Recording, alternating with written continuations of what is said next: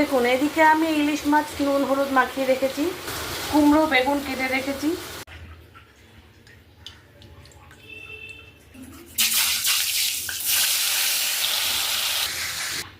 আজ আমি বেগুন আর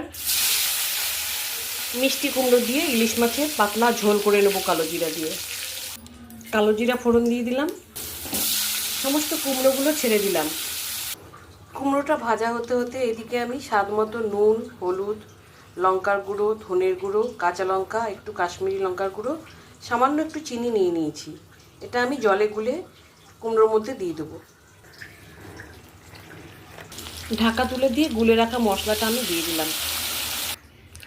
এখন তো বর্ষাকাল, সবার ঘরেই মোটামুটি ইলিশ মাছ আসবে।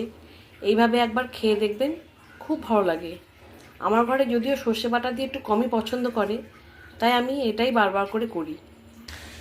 রেসিপিটা কেমন লাগলো প্লিজ কমেন্টে জানাবেন।